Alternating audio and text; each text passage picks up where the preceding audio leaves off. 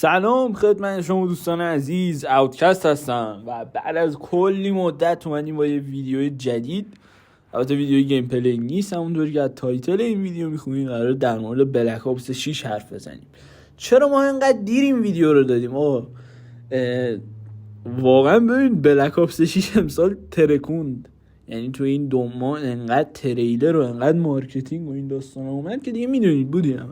الان که تموم شده و ما الان توی روزهای بتا قرار داریم، اومدیم که در مورد یه مشکل حرف بزنیم که پیش اومده در مورد بلک اپس 6 و در مورد مپ لیبرتی فالز هستش. آقا ببینید، بذارید من یه چیزی رو اول بهتون بگم.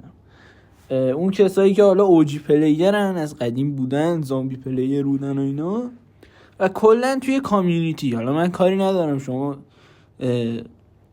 هر کی یعنی نظر شخصی خودشو داره، ولی توی کامیونیتی زامبی اگه یادتون باشه بلک اپس 2 مپایی که داره ترنزیت و نوکتاون و دایرایز و نمیدونم ماب آف دد و اوریجینز دیگه همیناست، بریدم هست. بله اگه یادتون باشه کلا توی کامیونیتی زامبی میگن آقا مثلا از بلک اپس 2 مپ ترنزیت و دایرایز جزو مثلا بدترین مپای تاریخه. خب ولی از اون ور مثلا اوریجینز و ماب آف دد میگن جزو بهترین مپای، یعنی مثلا تاپ مثلا 5 تا بهترین مپای زامبیه دیگه، میدونید. حالا ماب شاید نه، ماب آف دد، ولی اوریجینز دیگه همتون قبول دارید. اینه که من میخوام حالا به این برسم که دوستان ببینید، یه گیم فقط میتونه خیلی چیزا رو تغییر بده. یعنی منظورم از اینه که مپ خیلی توی زامبی حداقل، البته مولتی هم هست، مثلا دیزاین مپ و اینجور داستانا. من مولتی پلیر نیستم و زامبی رو میدونم. در مورد زامبی اینه که آقا اگه شما یه مپ رو مثلا میبینید خوشتون نمیاد، خب گیم پلیش رو میبینید میگید این شبیه وارزونه و حالا چیزای دیگه که خیلی ها گفتن، حالا به اونا میرسیم، این دلیل نمیشه که بلک اپس 6 بده، گیم بدیه، یا مثلا اون یکی مپ ترمینس قرار بد باشه، یا قرار اصلا زامبی امسال بد باشه. این نمیتونه دلیل منطقی باشه. خب یه مورد دیگه هست، جدیدترین اخباری که اومده، یکی توی فایلای بازی 3 تا مود پیدا کردن. یکیش که مود معمولیه، یکیش همونیه که یعنی بعد اینکه ایسترگو میزنن گایدد موده، یه جورایی شما راهنمایی میکنه که مثلا ایسترگو بزنید، مثلا ورلد وار 2 The Final Rock چجوری بود اونطوری. و یه مود سومی هست اسمش کلاسیکه. حالا این کلاسیک میتونه چی باشه؟ مثلا میتونن آرمور و اینجور چیزا رو حذف بکنن، اینجور داستانه، یعنی همچین مودی هست. این که ببینید، من اون شبی که کاد نکست بود استریم نشستم تقریبا 3 یا 4 ساعت استریم، موقعی که مثلا داشتن زامبی پلی میدادن دیدم با چت، و توی چت 90%، یعنی اصلا من اون چیزی ندیده بودم. همیشه مثلا حتی در مورد مدرن وارفر زامبی که اومد 40% چت یا مثلا 30% میگفتن خوبه، 70% میگفتن بده همون موقعی که بازی اومد. اینجا نه، اینجا مثلا شاید من هر استریم 10 نفر دیده باشم که مثلا بگن اوکیه مثلا اشکال نداره، من بقیه همه ال میفرستادن که مثلا ال یعنی مثلا بده، دابلیو یعنی خوبه، و اصلا کامیونیتی داغون شده بود. یعنی همه یوتیوبرها هم بعد اومدن بهش کلی رسپاند دادن و ویدیو دادن و اینجور داستان. این که میگید پس این از مپ، این اصلا دلیل نمیشه که بلک اپس 6 بازی بدیه. این از این. حالا در مورد مشکلاتی که توی مپ هست من خودم چیزی نوشتم، ولی حالا چند تاشو میگم. مثلا داستان آرمور و اینکه مستر آفوس حساب کرده بود که مثلا اگه زامبی بخواد شما رو بکشه باید 14 تا هیت بهتون بزنه. اگه 3 تا آرمور داشته باشید و یعنی آرمور لول 3 داشته باشید که این اصلا 14 تا هیت کجا، 2 تا هیت بلک اپس 2 کجا، با جاک 5 تا یا 4 تا دیگه، 5می می‌خوردید داون می‌شدید. البته یه چیزی هم بگم دوستان، زامبیایی که الان جدید هستن خیلی فرق دارن. شما یادتون باشه مثلا زامبیا خب توی بلک اپس 1، حالا بلک اپس دو هم فکر کنم اینطوری بود که شما مثلا اگه سر جاتون وایسین زامبیا میان وای میستن، بعد مثلا 1 ثانیه اتک میزنن. میخوام اینو بگم که تایم اتکشون فرق داره، یعنی فکر نکنید که مپ آسونه. خب تایم اتکشون فرق، مثلا زامبیا اینفینیت وارفر رو تو بغلش هم رد بشی بهت هیت میزنه و اصلا کلا زامبیا ایایشون فرق داره توی گیم ها. یعنی ممکنه مثلا 14 تا هیت شما توی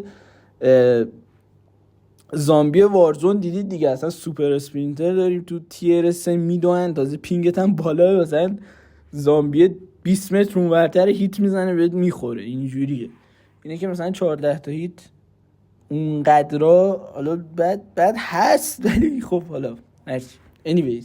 و اینم در نظر داشته باشید اونایی که اول بلک اپس 4 بودن، یادتون بیاد مود نورمال 150 تا جون داشتیم، جاگم که اصلا نداشتیم و بعد عوضش کردن به 200 تا و یعنی اضافه کردن. یعنی این چیزا ممکنه عوض بشه. خب خیلی نگرانش نباشید دوستان. یه مورد دیگه هم که هست آقا، جتگان. اصلا میگن این مپ آسونه. حالا من کاری اصلا به خود مپ و اون داستان این که مپ چه شکلیه و اصلا مپ مولتی و اینا که درسته، اصلا اونا رو کاری نمیشه کرد، ولی اینی که میگن مثلا جتگان و یعنی میگن مثلا این مپ آسونه. خب این مپ جتگان داره، جتگان اینفینیت دمیج دیگه. اگه برین گیم پلی رو ببینید مثلا تو راند 40 فکر کنم با 2 تا هیت شارژ شدهش یه مگا بامو میکشت. خب مثلا ریولیشنز چجوریه؟ تاندرگان داری، چیزم داری، آپوتیکان آپگرید شده هم داری، لیلارنی هم داری، رگناروک هم داری. مثلا مپ آسونیه دیگه مثلا. پس اینم باز دلیل نمیشه آقا ریولیشنز مپ بدیه، شاید خیلی خوب نباشه ولی مپ بدی هم نیست، مپ خوبیه نسبت به این چیزایی که ما تو این سالا گرفتیم. پس این از این. یه سری دیگه چیز خوبی گفتن که اصلا ممکنه یه بخش از این مپ، آقا بهترین نمونهش چیه؟ مپ آلفا اومگا رو یادتون میاد توی بلک اپس 4؟ خب مپ آلفا اومگا یه باید اون درینا رو میزدی و این داستانا میرفتی زیر زمین. خب ممکنه که اینجا هم دوری که توی کاتسین دیدیم یه بخش زیر زمین اصلا بزرگی داشته باشه و این یکم از مپ باشه. البته من یه چیزی هم اینجا بگم، توی استریم که داشتن چی میگن مپو که باز کرد مپو نشون داد، میدونی چی میگم، اون تک مپ که باز کرد مپ زامبی رو نشون داد. نمیدونم یعنی این منظورش اینه که مثلا اگه مپ اونجوری باشه شاید مپ واقعا اضافه نشه، اصلا کل مپ همین باشه که این خیلی بده، واقعا خوب نیست. ولی در کل آقا من اصلا میگم این مپ بد. خب اولا که هنوز گیم نیومده، خیلی چیزا میتونه تغییر کنه و باید قبول کنی متاسفانه کال آف اینطوری شده. این که میگم باید قبول کنی این معنیش نیست صدای ما رو تریارک نمیشنوه. مطمئنا شنیدن که گابلگام رو بردن و یه سری تغییرات دادن، حالا توی خود مصاحبه هاشون میتونید ببینید که واقعا اهمیت دادن. من منظورم از اینه که اینطوری شده این مپه. خب این مپو خیلی ها میگن که به خاطر وارزون پلیرها و اینا، به خاطر اینکه اونا مثلا بیان زامبی و یکم سختشون نشه دوستان عزیز، یه مپو مثلا خیلی کژوال دادن که اونا هم میان چیز باشه. I guess maybe like from a design philosophy, when it comes to designing like both Terminus and Liberty Falls, like what are your sort of goals with each map? I think over the years we found that, hey, some nights I'm into a really deep experience that's going to challenge me. Mm-hmm. Other nights I just kind of want to chill and kill zombies, you know? And so we wanted to make sure we had at least one map to do that at launch. You can do both at launch, which exactly. is epic. You know, especially with so many people, like it's been 4 years since round-based zombies, so there's potentially a lot of people who maybe their first time playing Vanguard or Modern Warfare zombies, and it's like here, you know, here's the space to get your feet wet. اینه که کال آف اینطوری شده خیلی این اکتیویژن لامصب هدفش فقط پوله و اینکه مثلا اونا میان زامبی پلی میدن هم جای خودشون رو داشته باشن. و یکی نیست بگه آقا چرا برعکس این کارو نمی‌کنید؟ مگه نمیاین زامبیو مثلا وارزونیده می‌کنید؟ نمیدونم چجوری چه کلمه‌ای به کار ببرم. مگه این کارو نمی‌کنید؟ آقا ما هم زامبی پلیر رو تو مثلا وارزون کژوالیم دیگه، چرا نمیاین مثلا پکی پانچو بزنین تو مپ وردنس مثلا که ما هم خیلی سختمون نشه دیگه؟ ولی این کاری که نمی‌کنن. کلا منظورم اینه که این یه مپو شاید به خاطر، شاید که نه 100% به خاطر اینجور پلیرها این بلا رو سرش آوردن. مپ مولتی روشنه، اصلا 4 تا شخصیت اصلی نداره. میگم یعنی منظورم اینه. حالا امسال خیلی بهتر، یعنی اصلا این نسبت به ونگارد و نمیدونم مدرن وارفر 2 حتی مدرن وارفر 3 اصلا بلک اپس 6 حتی از کولد وارم بهتره، از مدرن 2019 هم بهتره. چیزی که من تا الان دیدم بهتره، هم از نظر استوری لاین و پس اصلا نگرانش نباشید. این دلیل نمیشه که آقا این مپ بده ما گیمو نخریم. من خودم شخصا مولتیشو که پلی میدم واقعا راضیم. یعنی من اصلا مدرن 2019 رو مولتی پلی میدادم و بلک اپس 3 کنار زامبی یکم مولتی پلی میدادم و من که اصلا مولتی پلی نیستم بتاش فوق العاده است. حالا اون دوباره در موردش حرف زدن خیلی زمان میبره، نمیخوام ویدیو طولانی بشه. از اون برم آقا کمپینش خوبه دیگه، بلک اپس کمپینش خوبه، یعنی شک نکنید که خوبه. بعدم باشه خیلی، چون این کمپین رو مثلا چقدر میخوای پلی بدی؟ 2 هفته میخوای پلی بدی ته 2 هفته. مولتی و زامبی خب خیلی مهمتره، ولی کمپینش هم خوبه، اصلا همه چیش لیک شده و اینجور داستان، چیز بدی به نظر نمیاد. پس اینم از این. یه مپ دیگه هم آقا داریم، مپ ترمینس، اونم بد نیست. اون قشنگ این زامبیه، باس جدید داره، واندر وپن داره، نمیدونم مپش خیلی بزرگه و اینجور داستان. یه چیز دیگه هم بگم آقا، اینم خبر دست اوله، اصلا تو کامیونیتی بعضی یکم عقبن. قرار شده تا پایان 2024 یعنی تا قبل 2025 یه مپ دیگه هم برای بلک اپس 6 زامبی بیاد. Before the end of the year, we'll be getting our third map. یعنی DLC یکو ما داریم قبل 2025 میگیریم. چقدر دیگه مونده اصلا تموم بشه و این عالیه. یعنی کانتنت واقعا زیاده. 16 تا یا 14 تا مپ مولتی جدید. مپ نوکتاونش چی بود اسمش؟ سنسون بود، ایریا 99 بود. اون مپ من دیدم واقعا عالی بود. من اون موقعی که گیم پلی جتکانو داشتم میدیدم واقعا لذت بردم. یعنی شاید این مپ ارزش پلی دادن برای اون جتکانو داشته باشه. یه سری ترپ باحال داره و بعدم ساید استری قرار بیارن توش، استری که اصلی قراره بیارن توش و ممکن ریوارداش خیلی خوب باشه. چه میدونم استریگو بزنی حالا پرکالیک بده یا نمیدونم واندرواف بده. مثلا مپ کال آف دد وی آر 11 داشت و یادم اسکاونجر داشت. خب بعد ایسترگشو که میزدید وقتی جورجو میکشتید جای دسمشین بهتون واندرواف میداد. یعنی اصلا ممکنه همچین سیستمی داشته باشه، ما نمیدونیم. یه چیز دیگه هم که خیلی قشنگ بود، دوباره دالا مستر رافل وافل، چون واقعا کسی دیگه ای کانتنت اینجوری نمیده. گفته بود من خودم اتفاقا اون شب یادمه که من 1-2 سال پیش فهمیدم که آقا شادوز آف ایول وقتی اومد خیلی خوششون نیومد و بعد کامیونیتی هر چقدر زمان گذشت عادت کرد و الان به نظر من بهترین مپ زامبیه و رفت یه سری کامنتار. من خودم رفتم گیم پلی ببینم دیدم خیلی اینجوری نیست، مثلا خوششون اومده بود، ولی رافل رفته بود کامنت پیدا کرده بود که آقا این چیه نمیدونم فضایی و کثولو مانستر مثلا این 8 پا آوردن تو این زامبی نیست این داستانا و الان میدونید که شادوز چه مپ خفنیه.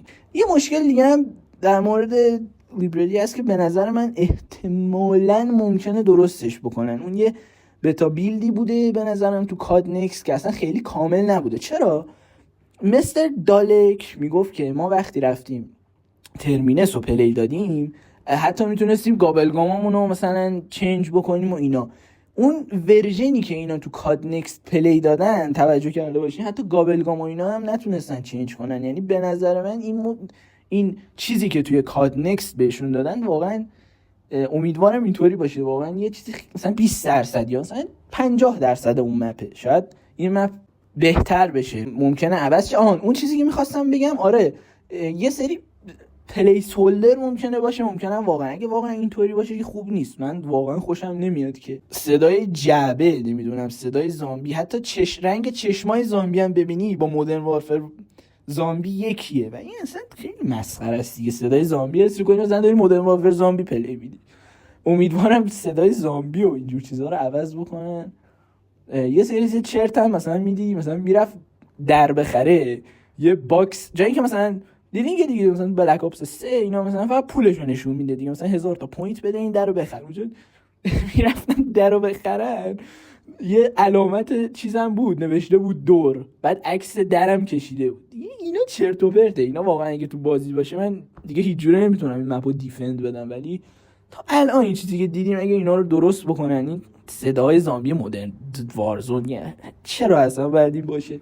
بعد 4 سال کار کردن روی این گیم، صدای میستری باکس و اینجور داستان اینا رو درست بکنن مپ خوبی میشه. مثلا از 3 از 10 مثلا میتونه بشه 6 از 10 و ترمینس 8 از 10. به نظر من مپ واقعا خوبیه، مگر اینکه گیم پلیش خوب نباشه، وگرنه قیافه مپ و اون داستان و اینکه یه ست کرو داره، 4 تا پلیر اصلی داره، دیالوگ دارن و اینا، به نظر من مپ خیلی خوبه. ارزششو داره.